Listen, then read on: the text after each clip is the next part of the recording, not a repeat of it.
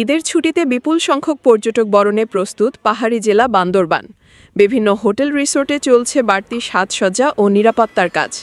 টানা 10 দিন ছুটিতে পর্যটকের ঢল নামবে বলে আশা করছেন স্থানীয় হোটেল রিসোর্ট, পরিবহন ও রেস্টুরেন্ট ব্যবসায়ীরা।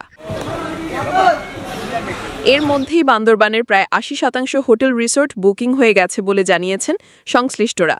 এই বছর সরকারি তেমন বিধিনিষেধ না থাকায় এবং টানা বন্ধের কারণে আমরা আশা করতেছি এবার আমরা পর্যটক পাবো।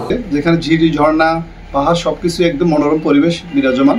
আমরা প্রত্যাশা করছি এটা উপভোগ করার জন্য সারা দেশ থেকে প্রচুর পর্যটকের বান্দরবানে সমাগম ঘটবে। দীর্ঘদিন পর রুমা ও থানচি উপজেলায় নিষেধাজ্ঞা প্রত্যাহার ভ্রমণের আনন্দে বাড়তি মাত্রা যোগ করবে বলে মনে করছেন কেউ কেউ। দীর্ঘদিন বন্ধ থাকার পরে রুমা এবং থানচি কিছু জায়গা খুলে দেওয়া হয়েছে, পর্যটন কেন্দ্রগুলি। যারা ভ্রমণ পিপাসু, যারা বান্দরবানের পাহাড় এক্সপ্লোর করতে ভালোবাসেন, তাদের জন্য এটা আসলে সত্যিই অনেক সুখবর। পর্যটকদের নিরাপত্তায় সব ধরনের প্রস্তুতি রয়েছে জানালেন ট্যুরিস্ট পুলিশের এই কর্মকর্তা। প্রত্যেকটা পর্যটক কেন্দ্রে আগত পর্যটকদের নিরাপত্তা নিশ্চিত করবে ট্যুরিস্ট পুলিশ অক্লান্ত পরিশ্রম করে যাচ্ছে। সব মিলিয়ে ঈদের ছুটিকে কেন্দ্র করে বান্দরবানের পর্যটন সংশ্লিষ্টদের মধ্যে দেখা দিয়েছে উৎসবের আমেজ। এবার পর্যটকের সংখ্যা আগের সব রেকর্ড ছাড়িয়ে যাবে বলে আশা করছেন তারা। খোলা চোখ, নিউজ ডেস্ক।